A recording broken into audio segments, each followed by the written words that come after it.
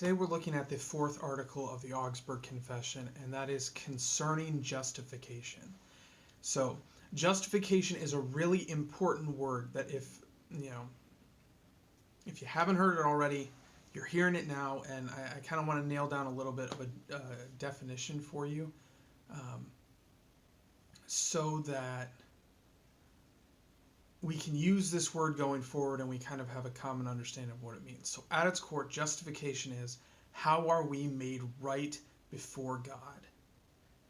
How is our status before God restored so that we can stand before Him and we don't have to, we're not still being accountable for our sin. We're not being dragged down by that. So at its core, justification is, how do we deal with the problem of sin? And what the fourth article of the Augsburg Confession states is our belief that we are incapable of doing so on our own. The language here is fairly strong, actually. So it says, we cannot obtain forgiveness of sin and righteousness before God through our merit, work, or satisfaction.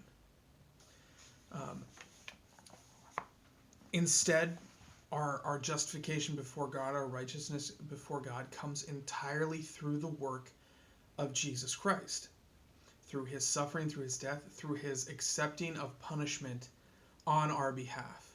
So the only way we're justified is because Jesus Christ takes our punishment for us, and He goes before God and He says, they're good. Okay? Now, this... where does this kind of hit our lives? Why is it important that we believe this?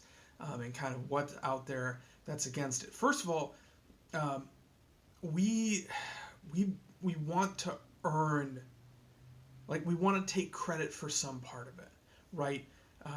If you look in the world today, people, if you suggest that, someone's success is not really their own, that someone else handed it to them, a lot of people react very negatively to that. We want to earn our way. We want to say, I did it. We want to say that, I have accomplished what I have accomplished, and it's through my own merit. It's through my own justification. No one would say that. That's a weird way to put it. But we're slipping into the theology a little bit here, which is okay. That's kind of what we're here for.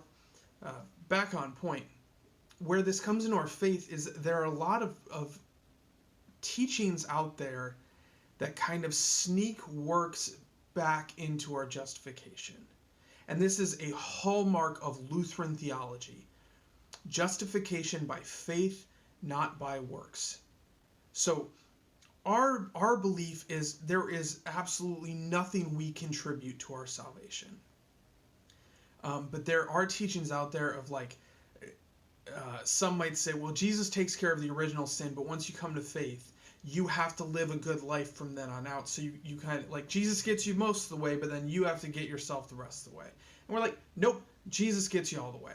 There are some that say, well, you have to do a little bit, right? You have to commit your life to Christ. You have to accept Christ in your life, and then He takes you the rest of the way. And we say, nope, He picks you up, He takes you all the way, right? And there are a lot of variations on this. And I think one that's even kind of insidious is there are those who will try and make faith a work. They'll say, well, you have to believe hard enough. And it's like, no. We don't do any of this. It is all, even the faith that we have is a gift from God, which should be an assurance because, we're pretty good at messing things up. Now, and maybe you've had a different experience in life from me, but I'm almost an artist at finding ways to mess things up that you shouldn't be able to mess up, right? And I'd hate for my faith to be subject to that. Because if you say, well, you have to believe hard enough, then that doubt can start to creep in. What if I don't believe hard enough? What if I only have 50 belief points or whatever, and I need 60? What do I do?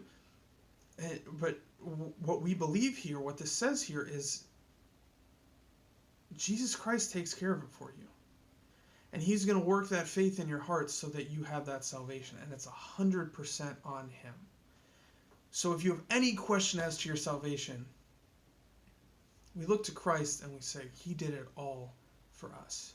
If you have any questions, if you have any comments, as always, put them in the comments below. I'd be happy. This is something I'd be happy to talk about with you. So please let me know. Brothers and sisters, with that, go in peace, serve the Lord. Thanks be to God.